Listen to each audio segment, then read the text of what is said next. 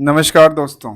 आज की लर्निंग में हम लोग जानने वाले हैं एक केबल जो कि सर्विस प्रोवाइड करने वाली कंपनी होती है उसके बारे में, और जिसका नाम है ZTPL हथवे करके आती है। ये इसका आप देख पाएंगे इसका क्या क्या करती है। एक तो केबल टीवी की सर्विस देती है, और दूसरे देखने को मिलता है कि इनके पास ब्रॉडबैंड की सर्विस भी प्रोवाइड करती है, साथ में गेम्स। तीन तरह के सर्विस में इनके पास देखने को मिलती है, जहाँ पे गेम्स वगैरह सर ऑनलाइन कुछ गेम्स का कामकाज करती नजर आती है। कंपनी की पहली नज़र बता दूं, कंपनी के बारे में आप सब अच्छे से जानते होंगे।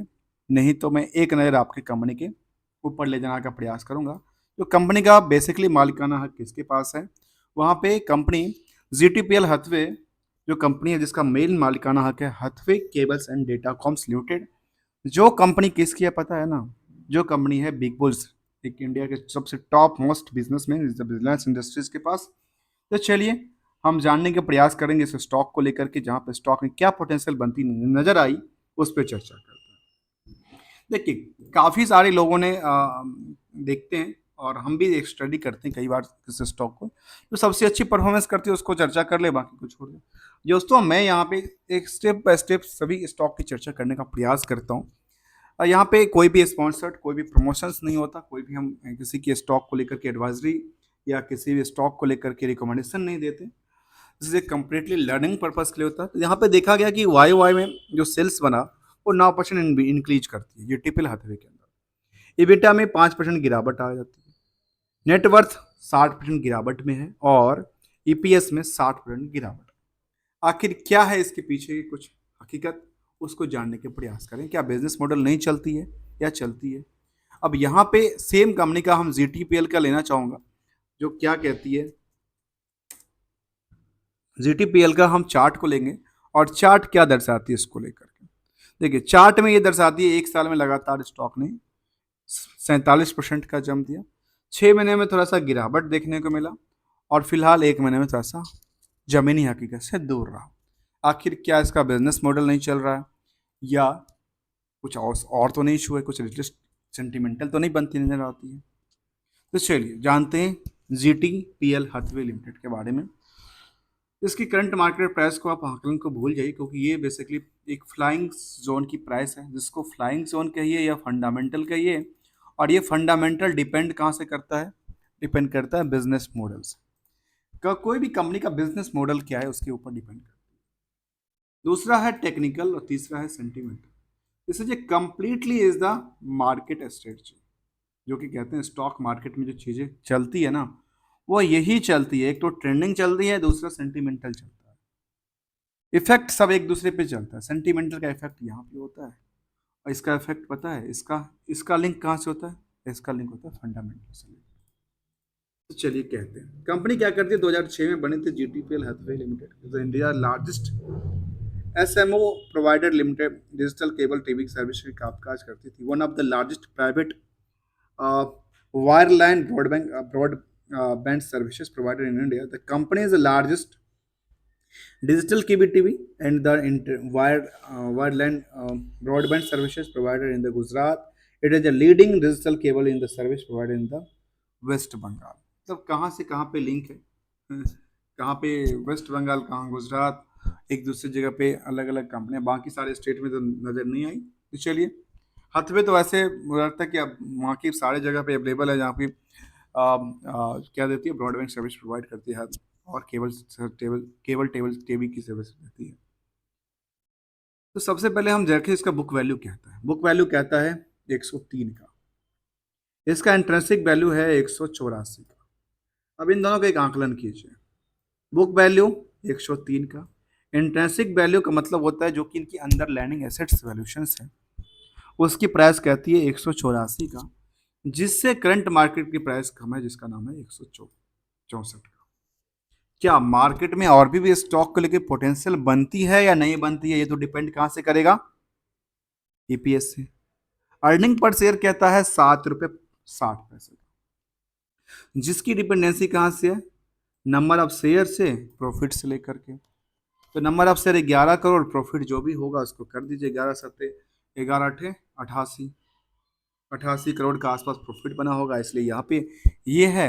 और स्टॉक की पी कहता है करीब 22, क्योंकि ये डिपेंडेंसी बनती है कहाँ से, मार्केट प्राइस को एक प्रॉफिटेबिलिटी के तरफ से इसको डिवाइड कर दे तो स्टॉक की पी कहता है, स्टॉक पी कहता है कितना, 22 का।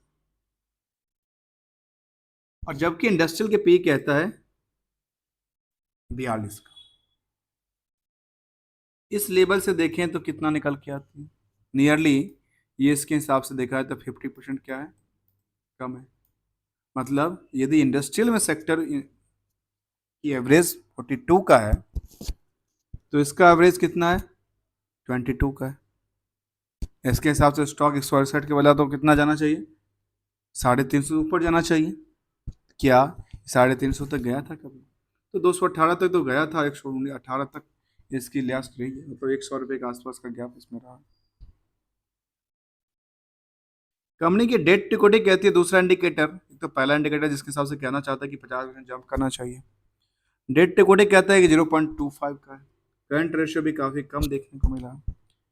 आर ओ सी कहते हैं 11.8, आर ओ ई कहते हैं 9.46 का। फेस वैल्यू है सबके पीछे 10 का, डिविडेंड ट्रैक रिकॉर्ड में ज़्यादा 2.38% का देखने को नजर आता है। प्रोमोटर्स होल्डिंग 75% की है, प्रोमोटर की कोई प्लेस नहीं है। अभी तक का स्टॉक कितना 163% जंप कर चुकी है अपने बेस से लेकर के। तो आगे क्या कहना चाहती है, इसका पोटेंशियल को लेकर के चार्ट क्या दर्शाना चाहती है, तो चार्ट की चर्चा करेंगे हम 4 जून के बाद।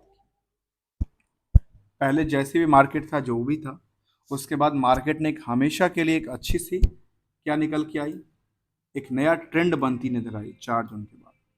उसके बाद मार्केट ने एक स्विंग किया था यहाँ से, अब देखेंगे तो लगातार इसने 2 दिन में स्विंग किया। स्विंग करने के बाद ये संभल नहीं पाया, और संभलने के बाद ये क्या हुआ, इसकी एवरेज कहाँ निकल के आती है, एवरेज वैल्यू इसके लगातार इसके आसपास निकल के आती है, जो कि एवरेज वैल्यू से गिरावट में देखने को मिलता है। यदि ज़्यादा गिरता है तो इसका क्या सपोर्टिंग जोन बनती नजर आती है। सपोर्टिंग जोन देखें तो सपोर्टिंग जोन इनका जिस प्राइस पे बार बार कई बार आई है स्टॉक की प्राइस, वो तो यही बनती है जोन फिलहाल। और रेजिस्टेंस की बात करें तो रेजिस्टेंस इसका प्राइस ये आसपास बनती है जिस पर टिकी नजर आई, चली तो ऊपर तक लेकिन टिकी नजर आई इस प्राइस के आसपास। अब इसी आसपास से मार्केट ट्रेड करती नजर आती है, जहां ये क्या कहना चाहते हैं, इस प्राइस के आसपास लगातार मोमेंटल देखने को मिला। यदि इसको आकलन देखें तो इस प्राइस पे क्या होता है, लगातार आती है और यहाँ से गिरावट का जो सिलसिला है वो चलता नजर आता है। तो यहाँ पैनिक बनती नजर आती है कि इसका क्या जो सेंटिमेंटल है वो उसको प्रमोट करता है या नहीं करता है, वो एक देखने वाली बात है। तो पहले चलते हैं हम इसके सेंटिमेंटल पे। सेंटिमेंटल में क्या अपडेट आया, 16 घंटा पहले अपडेट आया था, रेगुलेशंस की बात करती नजर आई। Receive of the permission for the ministry of information and the broad bank, इनके पास एक और ये अगले सेशन में बेटर परफॉर्मेंस कर सकता है, हो सकता है, क्योंकि इसकी कुछ अपडेट्स हैं। अपडेट क्या कहती है, एक तो उनका latest audited audited financial statement आया था, उसको हम जानने के प्रयास करेंगे। उसके बाद एक पास मिनिस्ट्री ऑफ से कुछ अपडेट आया है इंफॉर्मेशन टेक्नोलॉजी से, और वो क्या कहता है G T P L Hathway limited को लेकर।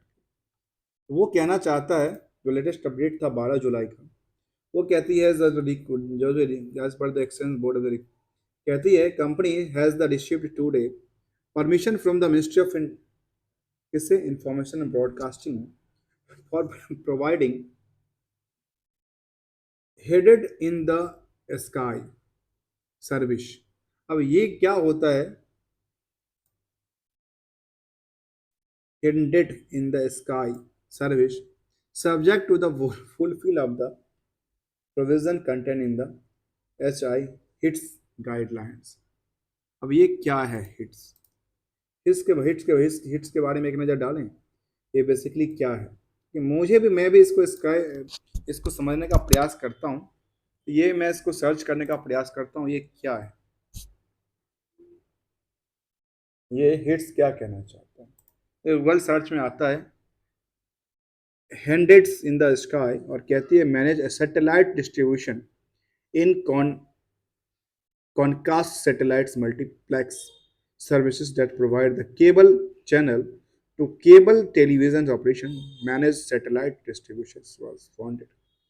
इसका मतलब सीधा सीधा ये हुआ, जो अभी जो ये चल रही है केबल वाली सर्विसेज को लेकर के, चाहे इंटरनेट की सर्विसेज को लेकर के इनके पास जो चल रही है, वो चीज़ें क्या होगी, उस सैटेलाइट के थ्रू इन्होंने कहा कि हमारे पास परमिशन मिल गई, हम सैटेलाइट के थ्रू इसको कामकाज कर सकते हैं आगे चलकर। ये था इसका थोड़ा सा लेटेस्ट अपडेट की तरफ। अब आते हैं इसकी बिजनेस में। पता है केबल टीवी प्लान्स इनके पास हैं, और ब्रॉडबैंड की सर्विसेज प्रोवाइड करती है अलग अलग लोकेशंस को लेकर के। ब्रॉडबैंड की सर्विसेज भी उनके पास सस्ते रेट में देते होंगे, ये ऐसा बात होती होगी। कहती है डबल स्पीड सेम प्राइस, और इस तरह के कुछ हैशटैग टैगलाइन लगाते हैं। कहती है गुजरात नंबर वन, और गुजरात के नंबर वन क्या है, रियल फाइबर नेटवर्क। गुजरात के सबसे कहते हैं सबसे बेस्ट हमारे जो कि ब्रॉडबैंड सर्विस है वो कामकाज करती है। अब आते हैं इसके डेटा की तरफ। पीयर्स के बारे में क्या कहते हैं, पीयर्स में देखा जाए सन टीवी है, जी इंटरटेनमेंट है, पीवी आर एनक्स है, Saregama, TV 18 broadcast, Tips industries, प्रेमा, जेटीपीएल, मतलब सबकी जाखा देखा जाए इनका कुछ कंपनी तो नुकसान में है, और कुछ में देखा जाए तो इनका ये निकल के आती है। चलिए आगे क्या कहती है। अभी तक आपने मेरा चैनल को सब्सक्राइब नहीं किया, चैनल को सब्सक्राइब कीजिए, बेल आइकन को दबाइए, और लेटेस्ट वीडियो देखने के लिए बने रहिए, जहाँ पे हम कंप्लीट स्टडी की बात करते नजर आते हैं। क्वार्टरली डेटा में क्या हुआ इनका, क्वार्टरली डेटा में जो कि डेटा था इनका वो लगातार जंप करती नजर आती है सेल्स में। सेल्स की परसेंटेज थोड़ा सा ऑपरेटिंग प्रॉफिट मार्जिन कम हो जाती है, लेकिन प्रॉफिट में क्या होता है, प्रॉफिट में गिरावट का देखने को 25-30 करोड़ से 36 करोड़ से 25 पे आ जाता है। तब जहाँ पे कंपनी कहती है वाई वाई अच्छी खासी परफॉर्मेंस है, वहाँ पे यहाँ पे देखने को मिला कि क्या कहती है, नियरली 60% के आसपास की ईपीएस में गिरावट का माहौल था, इसलिए हमने इसको लेने का प्रयास किया। क्या आगे पोटेंशियल बनती है या नहीं बनती है, ये एक देखने वाली बात है ना, क्योंकि चार्ट में देखने को मिलती है कि लगातार इसमें क्या नजर आती है, एक डरावना सी माहौल नजर आती है। तो क्या डरावना क्या है इसके,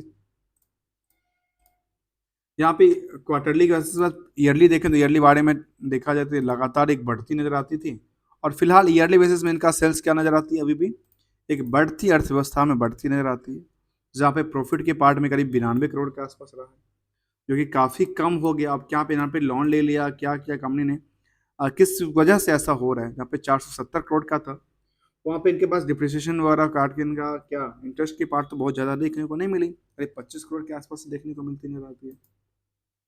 आखिर हुआ क्या, जहाँ पे देखने को मिला कि रिजर्व लगातार बढ़ती है, तो बोरोइंग्स की पावर क्या हुआ, बोरोइंग्स में करीब दुगुना का फर्क हो गया। जो करीब 150 करोड़ के आसपास का बोरोइंग था, वो 288 करोड़ का बोरोइंग हो गया, इसलिए तो प्रॉफिट कम हो गया इसका 2024 तक की। करंट का ऐसा कोई डेटा नहीं आता, आता तो शायद बेहतर हो सकता था समझने के पर्पज से।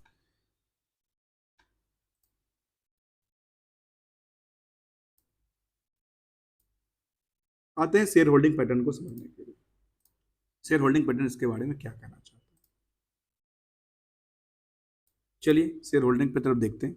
जून तक का डेटा अपडेटेड है यहाँ पे, और जून तक के डेटा में क्या कहना चाहता है, जहाँ पे देखने को आए कि 75% की होल्डिंग प्रमोटर और 25% की होल्डिंग पब्लिक के पास है। वो आपस में तालमेल क्या है, तालमेल के लिए देखा जाए तो कहती है जो हथवे केबल्स के पास 37%,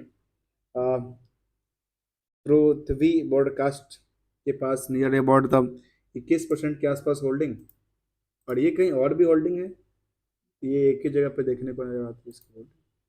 इसके बाद कुछ और लोग इनमें देखने को मिलता है, इनके पास कुछ कुछ होल्डिंग देखने को नजर आती है इस कंपनी को लेकर के, जहाँ पे इनके पास एक ही कंपनी में होल्डिंग है जो इंडिविजुअल्स हैं इनका। कभी जियो कंटेंट डिस्ट्रीब्यूटर यहाँ पे देखने को मिलता है, कई बार था, बाद में सब कुछ शिफ्ट कर दिया गया, और आज ऑन टाइम में देखने को ये मिला जो कंपनी के पास एफआई की तादाद तो 8% है, लेकिन यहाँ पे डीआई नहीं है इस कंपनी में, डीआई की कोई भूमिका नहीं है, पब्लिक की भूमिका काफ़ी ज़्यादा है। पब्लिक की भूमिका में देखा जाए तो कहती है 1% एक उन्हों मेटल्स लिमिटेड, अब ये कंपनी मेटल्स का नाम बनाने वाली कंपनी स्टॉक में इन्वेस्टमेंट करती है। गोनिका सिक्योरिटीज प्राइवेट लिमिटेड भी है, जहाँ पे 1% के आसपास की होल्डिंग में, और एक साथ बड़ा भाई बड़ा नाम निकल के आता है ना गोनिका।